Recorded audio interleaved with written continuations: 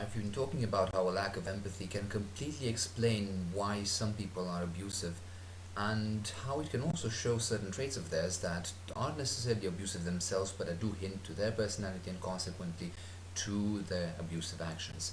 And I want to tie this in a bit with narcissism because, well, I have read a bit about malignant narcissism, and I think that there are just two simple things that can pretty much sum up everything that a malignant narcissist does.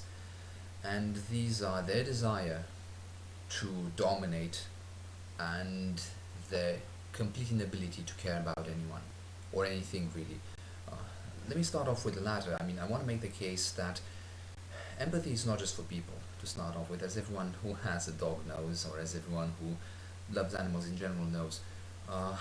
But I personally can feel empathy, and I know this sounds really strange, towards concepts. I mean, I can really care about ideals, and just sometimes I ask myself how a certain thing could feel, or might feel, should feel in certain situations, and I just stick with that in order to decide how I should behave ethically towards that thing. For example, I don't like breaking objects or just scrapping them. I prefer to keep things for as long as possible, and likewise, I do feel discomfort. I'm vegan, but I don't like the idea of eating potatoes that have started budding. In fact, I don't like the idea of eating vegetables at all, as silly as it sounds, because, well, they have, as I see it, volition.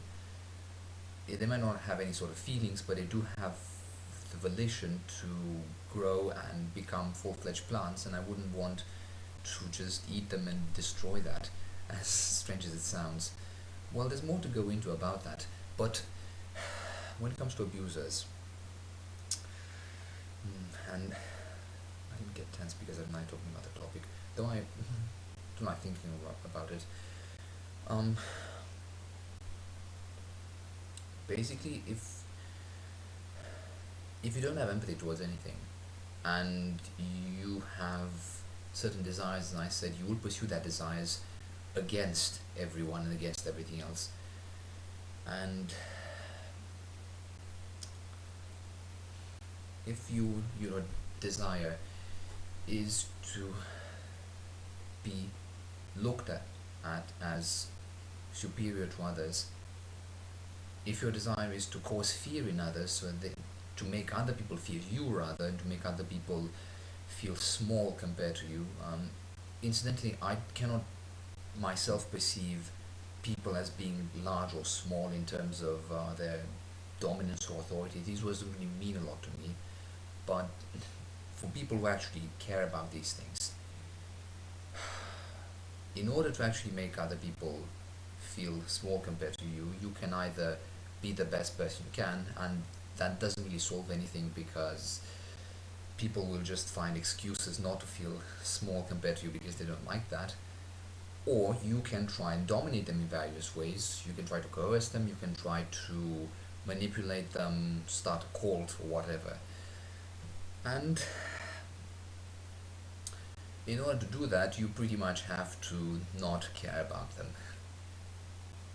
Basically, I would argue that if you don't care about people at all, if there are no moral constraints preventing you from doing whatever you can do to them, and you have this burning desire to dominate other people, well, you are going to do whatever it takes. If that means beating people up, as my father did, if that means intimidating them, as my father did, if it means, let me just go over the list, ridiculing them, lying to them, displaying grandiose aura, well, that only you can see, of course, but nevertheless trying really hard to display that aura towards them, and just generally tossing their minds away and ignoring their feelings, which I suppose this is very abusive. I just didn't mention that in the list of things he did because it's not something he did, it's something he didn't do.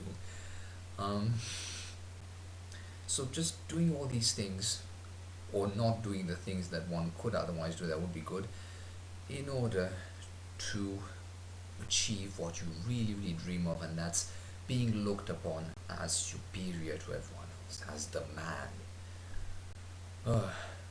I think people who are like this go into certain professions. For example, they might want to be police officers. Here's a link to a police officer who is a complete scumbag, and I'm certainly hoping that even though his department would have tried to defend him, as police departments always do towards their scumbags, because, well, basically, police departments have this blue code of silence that makes them all abuse enablers.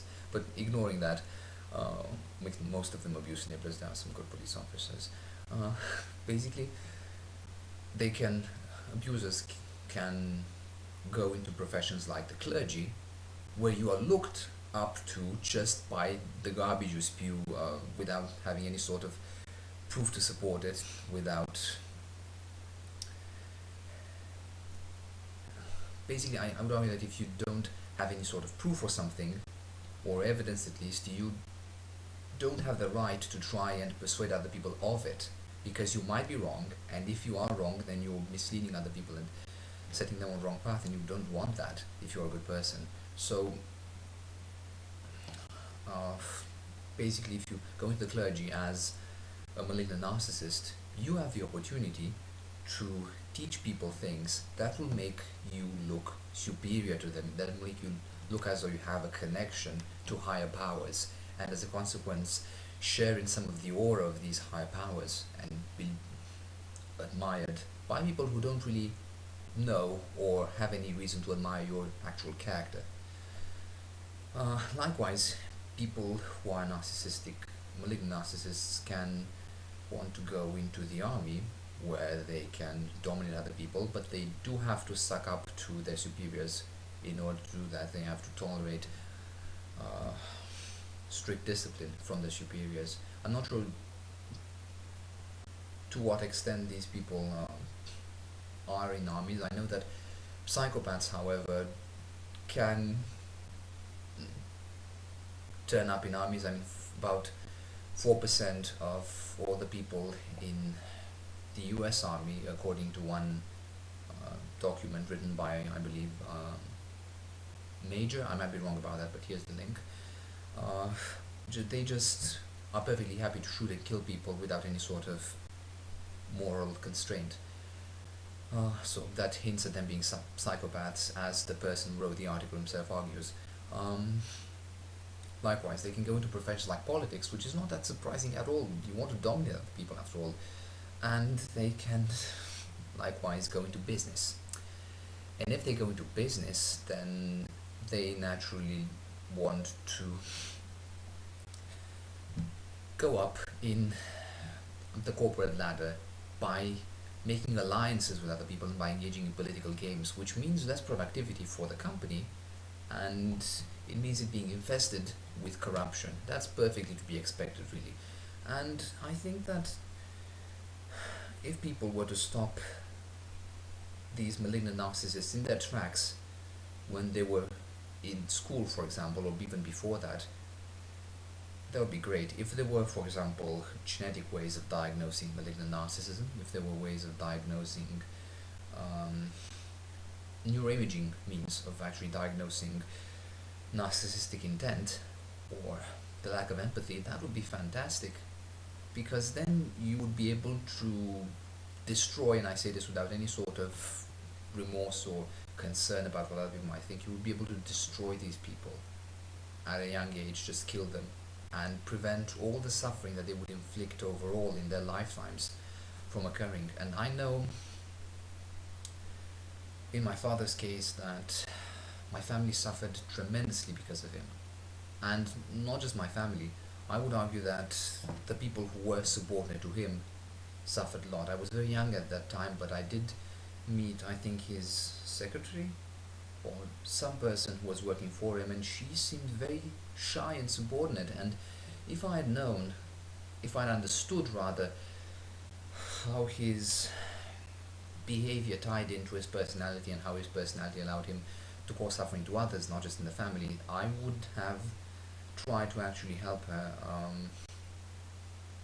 because it pretty much showed that she was the kind of person who either didn't have any choice or accepted being dominated, and that's just wrong. People who, there are a lot of people like that out there. I think 5% of the population in the US, for example, is said to suffer from dependent personality disorder. I might be wrong about that figure actually. I might be 0.5%. Well, I'll give a link here in any case. They, if you've got a dominant person, for example, someone who leads a cult or someone who is a businessman that is always trying to impose himself against other people, then that person can cause a lot of harm to these people simply because they don't really have the spiritual strength to oppose dominant individuals. And likewise, I guess I can make the case that there are a lot of stupid women out there, I would say evil women as well, who feel it okay for a man to be dominant. In fact, they can be attracted to dominant men, and that's either evil of them because dominant men dominate others, and that's not a good thing to do at all, of course, or they are completely oblivious to how evil actual dominance is. So basically there are all these people around who can be victimized or who can collude with malignant narcissists, and I think it would be a very good thing for good individuals to make the case for identifying these people and eliminating them at a young age. Now, I would guess either eliminating them or finding a cure, but I think the only reason why people wouldn't want to eliminate such individuals are, well, concerned that they might not actually be malignant narcissists. Well, the other reason that I initially thought of was that they might just be squeamish about the idea of causing other people harm, no matter how these people are like. And having known my father, I don't think you can justify not destroying such people.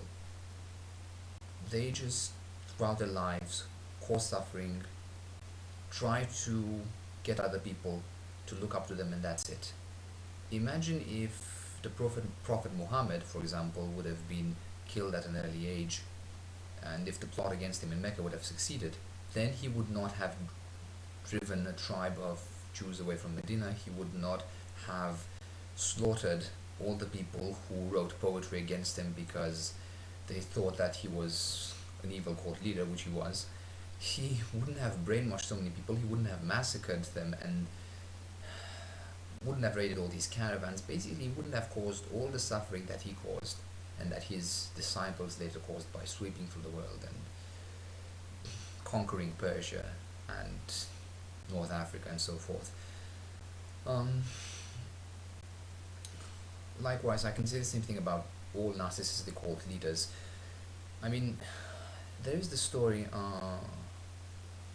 what am I saying? There are these factual events about people in the US, here's a link, who killed their followers, or who got their followers to fight for them, and even, amusingly, give up their wives for them, not just the lives of their wives as well, just because these cult leaders were persuasive and they wanted to be looked up to as the greatest things in the world. I actually want to have an entire video on cult leaders, so I'll delay that, but in the meantime I'll make one final video on how people's abusive personalities rated their behavior, and I'm going to talk about how people might just be spoiled into being evil. Well, thanks for watching this, and see you next time.